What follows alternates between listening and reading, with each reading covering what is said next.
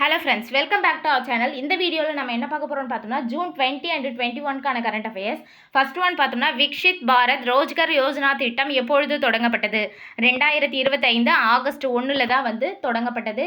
இது வேலை வாய்ப்பை உருவாக்குவதற்காக மத்திய அரசு தொடங்கப்பட்ட ஒரு திட்டம் தான் விக்ஷித் பாரத் ரோஜ்கர் யோஜனா திட்டம். இது 2025 ஆகஸ்ட் 1ல தொடங்கினாங்க.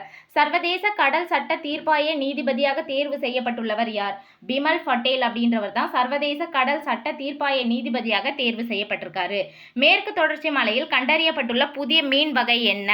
ஈச்சந்தலைன்கடா இன்காக்னிட்டா அப்படின்ற புதிய மீன் வகை தான் மேற்கு தொடர்ச்சி மலையில் கண்டறியப்பட்டுள்ளது. ஈச்சந்தலைன்கடா இன்காக்னிட்டா அப்படின்ற புதிய மீன் வகை தான் கண்டறியப்பட்டிருக்கு. சர்வதேச யோகா தினம் என்று அனுசரிக்கப்படுகிறது? ஜூன் 21ஆம் தேதி அனுசரிக்கப்படுகிறது. 12வது சர்வதேச யோகா தினம் இது. 2026க்கான கருப்பொருள் என்ன அப்படின்னு பார்த்தோம்னா ஆரோக்கியமான முதுமைக்கான yoga, yoga for healthy ageing அப்படின்ற தீம்ல தான் 2026க்கான சர்வதேச யோகா தினம் கடைபிடிக்கப்பட்டது. ஜூன் 21 கொண்டாடுறாங்க. எத்தனாவது சர்வதேச யோகா தினம் அப்படின்னு பார்த்தோம்னா 12வது சர்வதேச யோகா தினம். அடுத்து இந்திய பாரா ஒலிம்பிக் சங்கம் சார்பில் பெங்களூருவில் நடந்த பாரா நீச்சல் போட்டியில் சென்னையை சேர்ந்த எந்த நீச்சல் வீரர் 3 தங்க பதக்கங்களை கைப்பற்றியுள்ளார்? இது 26வது போட்டி. இதுல கைப்பற்றினது யாரு அப்படின்னு பார்த்தோம்னா இஷான் சந்தோஷ் அப்படின்றவர் தான். பெங்களூர்ல நடந்த 26வது பாரா நீச்சல் போட்டியில சென்னையை சேர்ந்த நீச்சல் வீரர் 3 தங்க பதக்கங்களை கைப்பற்றிருக்காரு. 14 வயதுக்குட்பட்ட சப் ஜூனியர் பிரிவில் போட்டியிட்ட 13 வயதான Ishaan butterfly, backstroke, individual medley ஆகிய பிரிவுகளில் வென்றுள்ளார்.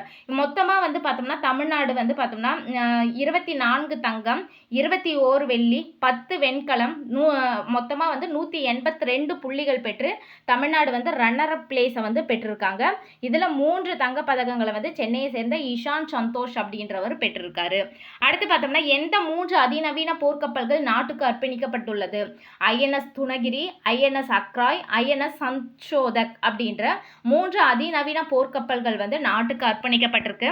ஐஎன்எஸ் துணகிரியோட ஸ்பெஷாலிட்டி என்ன அப்படின்னு பார்த்தோம்னா எதிரி நாடுகளின் ரேடார்களின் கண்களில் படாமல் கடலில் மறைந்து பயணிக்கக்கூடிய ஒரு சிறப்பம்சம் பெற்றதான் ஐஎன்எஸ் துணகிரி. ஐஎன்எஸ் அக்ராய் அப்படின்றது நீர்மூழ்கி வேட்டையாடி வகையை சார்ந்ததாகும். இது அர்னாலா கிளாஸ் எனப்படும் ஆழமற்ற கடல் பகுதியில் பயணிக்கும் நீர்மூழ்கி எதிர்ப்பு போர்க்கப்பல் அப்படின்ட்டு சொல்றாங்க. ஐஎன்எஸ் சன்ஷோதக் அப்படின்றது இது பெரிய ஆய்வு கப்பலாகும். இது கடலாய்வு பணிகளுக்காக வடிவமைக்கப்பட்ட 4வது பெரிய சர்வே கப்பல். ஆழ்கடல் மற்றும் கடலோர பகுதிகளில் உள்ள நிலப்பரப்புகளை துல்லியமாக வரைபடம் தயாரிக்க இந்த கப்பல் உதவும். இது இம்பார்ட்டன்டான பாயிண்ட். ஆழ்கடல் மற்றும் கடலோர பகுதிகளில் உள்ள நிலப்பரப்புகளை துல்லியமாக மேப்பிங் அதாவது வரைபடம் தயாரிக்க எந்த கப்பல் உதவும் அப்படின்னு கேட்டாங்கன்னா ஐஎன்எஸ் சன்ஷோதக் அப்படின்ற கப்பல் உதவும். ஓகே ஃப்ரெண்ட்ஸ், இந்த வீடியோ உங்களுக்கு பிடிச்சிருந்தா லைக் பண்ணுங்க, உங்க ஃப்ரெண்ட்ஸ்க்கும் ஷேர் பண்ணுங்க, மறக்காம சப்ஸ்கிரைப் பண்ணுங்க. தேங்க்ஸ் ஃபார் வாட்சிங்.